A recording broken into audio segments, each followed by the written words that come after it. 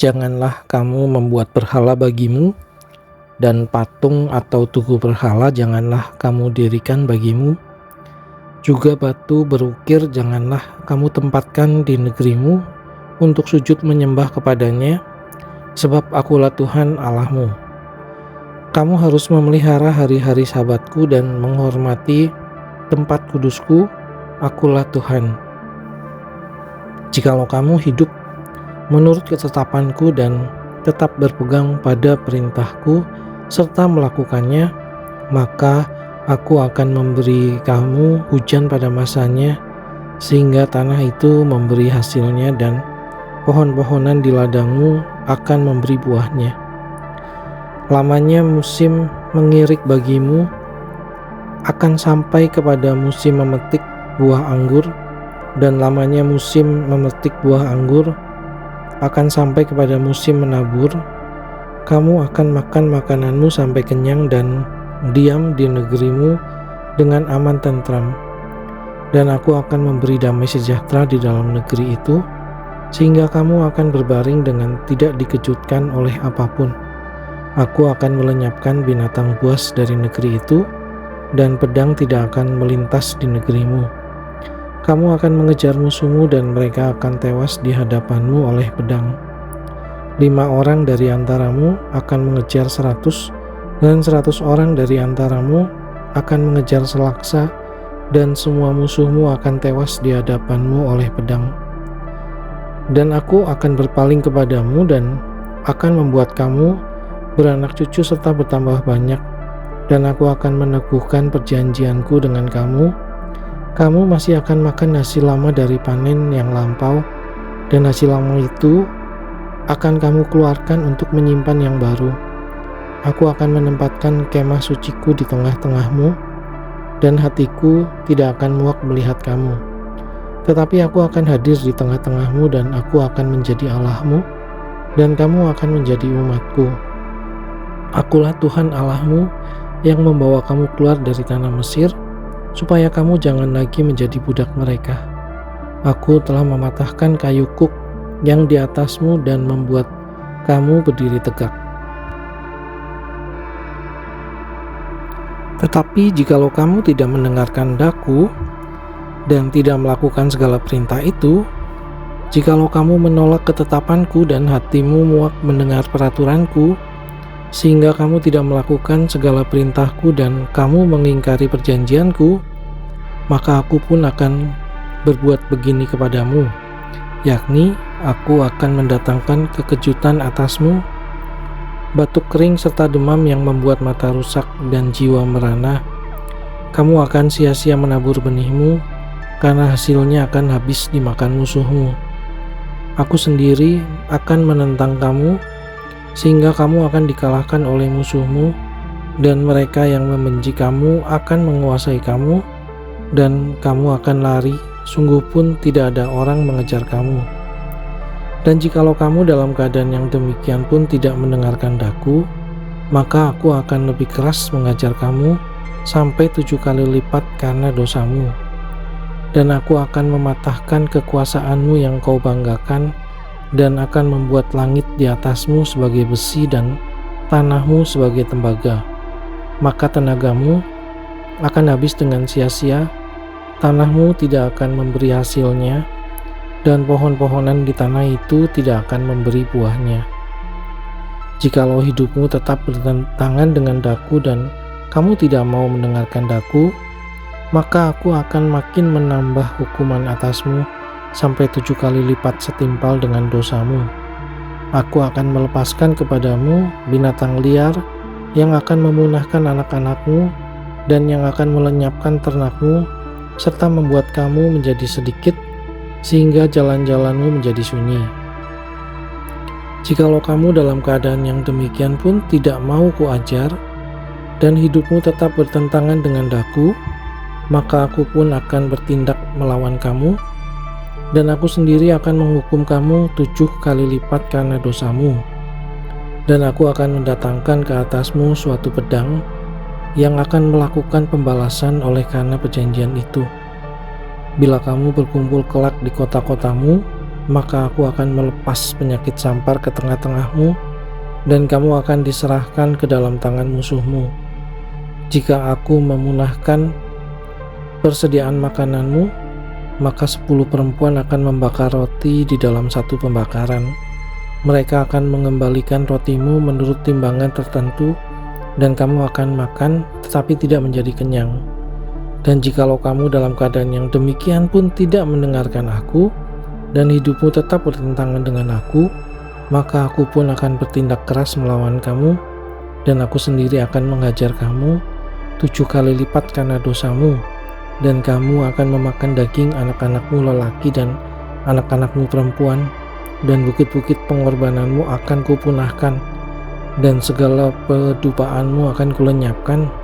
Aku akan melemparkan bangkai-bangkaimu ke atas bangkai-bangkai berhalamu, dan hatiku akan muak melihat kamu. Kota-kotamu akan kubuat menjadi reruntuhan, dan tempat-tempat kudusmu akan kurusakkan, dan aku tidak mau lagi menghirup bau persembahanmu yang menyenangkan. Aku sendiri akan merusakkan negeri itu, sehingga musuhmu yang tinggal di situ akan tercengang karenanya. Tetapi kamu akan kuserahkan di antara bangsa-bangsa lain, dan aku akan menghunus pedang di belakang kamu, dan tanahmu akan menjadi tempat tandus, dan kota-kotamu akan menjadi reruntuhan. Pada waktu itulah tanah itu pulih dari dilalaikannya tahun-tahun sabatnya, selama tanah itu tandus, dan selama kamu tinggal di negeri musuh-musuhmu. Pada waktu itulah tanah itu akan menjalani sabatnya dan dipulihkan tahun-tahun sabatnya yang belum didapatnya. Selama ketandusannya, tanah itu akan menjalani sabat yang belum dijalaninya pada tiap-tiap tahun sabatmu, ketika kamu masih diam di situ. Dan mengenai mereka yang masih tinggal hidup dari antaramu, aku akan mendatangkan kecemasan ke dalam hati mereka di dalam negeri-negeri musuh mereka, sehingga bunyi daun yang ditiupkan angin pun akan mengejar mereka, dan mereka akan lari seperti orang lari menjauhi pedang, dan mereka akan rebah, sungguh pun tidak ada orang yang mengejar, dan mereka akan jatuh tersandung seorang kepada seorang, seolah-olah hendak menjauhi pedang. Sungguh pun yang mengejar tidak ada, dan kamu tidak akan dapat bertahan di hadapan musuh-musuhmu, dan kamu akan binasa di antara bangsa-bangsa lain, dan negeri musuhmu akan memusnahkan kamu. Dan siapa yang masih tinggal hidup dari antaramu, mereka akan hancur lebur dalam hukumannya di negeri-negeri musuh mereka. Dan karena kesalahan nenek moyang mereka, juga mereka akan hancur lebur sama seperti nenek moyangnya. Tetapi bila mereka mengakui kesalahan mereka dan kesalahan nenek moyang mereka dalam hal berubah setia yang dilakukan mereka terhadap aku, dan mengakui juga bahwa hidup mereka bertentangan dengan daku, aku pun bertindak melawan mereka dan membawa mereka ke negeri musuh mereka. Atau bila kemudian hati mereka yang tidak bersunat itu telah tunduk dan mereka telah membayar pulih kesalahan mereka, maka aku akan mengingat perjanjianku dengan Yakub, juga perjanjian dengan Ishak, dan perjanjianku dengan Abraham pun akan kuingat, dan negeri itu akan kuingat juga. Jadi tanah itu akan ditinggalkan mereka, dan akan pulih dari akibat tahun-tahun sabat yang dilalaikan selama tanah itu tandus, oleh karena ditinggalkan mereka, dan mereka akan membayar pulih kesalahan mereka, tak lain dan tak bukan karena mereka menolak peraturanku, dan hati mereka muak mendengar ketetapanku. Namun demikian, apabila mereka ada di negeri musuh mereka, aku tidak akan menolak mereka dan tidak akan muak melihat mereka, sehingga aku membinasakan mereka dan membatalkan perjanjianku dengan mereka. Sebab akulah Tuhan Allah mereka. Untuk keselamatan mereka, aku akan mengingat perjanjian dengan orang-orang dahulu yang kubawa keluar dari tanah Mesir di depan mata bangsa-bangsa lain, supaya aku menjadi Allah mereka. Akulah Tuhan. Itulah ketetapan-ketetapan dan peraturan-peraturan serta hukum-hukum yang diberikan Tuhan berlaku di antara Dia dengan orang Israel di Gunung Sinai dengan perantaraan Musa. Tuhan berfirman kepada Musa, Berbicaralah kepada orang Israel dan katakan kepada mereka, apabila seorang mengucapkan nazar khusus kepada Tuhan mengenai orang menurut penilaian yang berlaku untuk itu, maka tentang nilai bagi orang laki-laki dari yang berumur 20 tahun sampai yang berumur 40 tahun, nilai itu harus 50 sikal perak ditimbang menurut sikal kudus. Tetapi jikalau itu seorang perempuan, maka nilai itu harus 30 sikal. Jikalau itu mengenai seorang dari yang berumur 5 tahun sampai yang berumur 20 tahun, maka bagi laki-laki nilai itu harus 20 sikal dan bagi perempuan 10 sikal. Jikalau itu mengenai seorang dari yang berumur 1 bulan sampai yang berumur 5 tahun, maka bagi laki-laki nilai itu harus 5 sikal perak dan bagi perempuan 3 sikal perak. Jikalau itu mengenai seorang yang berumur 60 tahun atau lebih, jikalau itu mengenai laki-laki, maka nilai itu harus 15 sikal dan bagi perempuan 10 sikal. Tetapi jikalau orang itu terlalu miskin untuk membayar nilai itu, maka haruslah dihadapkannya orang yang dinasarkannya itu kepada imam, dan imam harus menilainya sesuai dengan kemampuan orang yang bernasar itu. Imam harus menentukan nilainya. Jikalau itu termasuk hewan yang boleh dipersembahkan sebagai persembahan kepada Tuhan, maka apapun daripada hewan itu yang dipersembahkan orang itu kepada Tuhan haruslah kudus.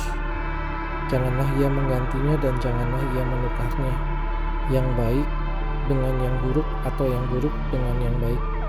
Tetapi jikalau ia menukar juga seekor hewan dengan seekor hewan lain, maka baik hewan itu maupun tukarnya haruslah kudus. Jikalau itu barang seekor dari antara hewan haram yang tidak boleh dipersembahkan sebagai persembahan kepada Tuhan, maka hewan itu harus dihadapkannya kepada imam, dan imam harus menetapkan nilainya menurut baik dan buruknya, dan seperti penilaian imam, demikianlah jadinya. Dan jikalau orang itu mau menebusnya juga, ia harus menambahkan 1/5 kepada nilai itu. Apabila seorang menguduskan rumahnya sebagai persembahan kudus bagi Tuhan, maka imam harus menetapkan nilainya menurut baik dan buruknya, dan seperti nilai yang ditetapkan imam, demikianlah harus dipegang teguh. Tetapi jikalau orang yang menguduskan itu mau menebus rumahnya, maka ia harus menambah harganya dengan 1/5 dari uang nilainya, dan rumah itu menjadi kepunyaannya pula. Jikalau seorang menguduskan sebagian dari ladang miliknya bagi Tuhan, maka nilainya haruslah sesuai dengan taburannya, yakni sehomer taburan benih jelai berharga 50 sikal perak. Jikalau ia menguduskan ladangnya mulai dari tahun Yobel, maka nilainya haruslah dipegang teguh. Tetapi jikalau ia menguduskan ladangnya sesudah tahun Yobel, maka imam harus menghitung harganya bagi orang itu sesuai dengan tahun-tahun yang masih tinggal sampai kepada tahun Yobel, dan harga itu harus dikurangkan dari nilainya.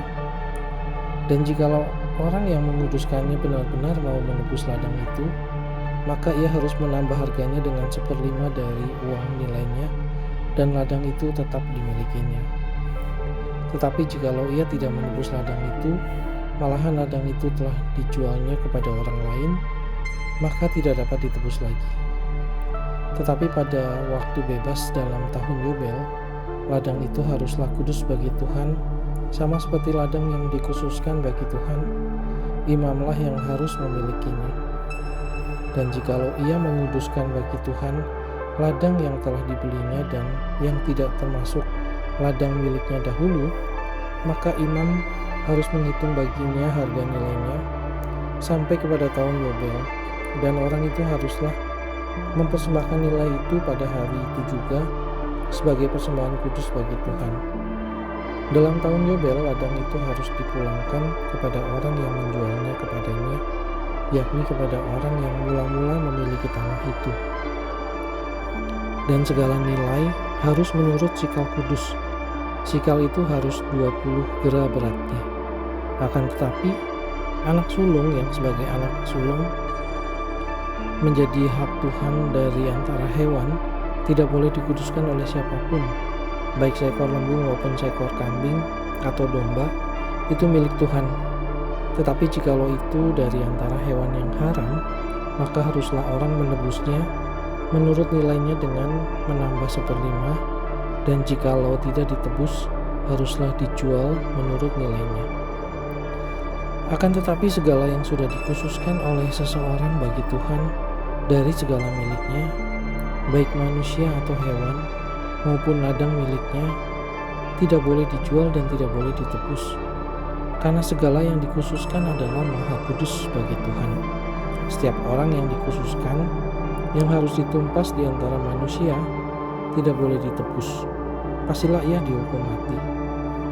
Demikian juga segala persembahan persepuluhan dari tanah, baik dari hasil benih di tanah maupun dari buah pohon-pohonan, adalah milik Tuhan. Itulah persembahan kudus bagi Tuhan. Tetapi jikalau seseorang mau menebus juga sebagian dari persembahan persepuluhannya itu, maka ia harus menambah 1/5. Mengenai segala persembahan persepuluhan dari lembu sapi atau kambing domba, maka dari segala yang lewat dari bawah tongkat gembala waktu dihitung, setiap yang ke-10 harus menjadi persembahan khusus bagi Tuhan. Janganlah dipilih-pilih mana yang baik dan mana yang buruk, dan janganlah ditukar. Jikalau orang menukarnya juga, maka baik hewan itu maupun tukarnya haruslah kudus dan tidak boleh ditebus. Itulah perintah-perintah yang diperintahkan Tuhan kepada Musa di Gunung Sinai untuk disampaikan kepada orang Israel.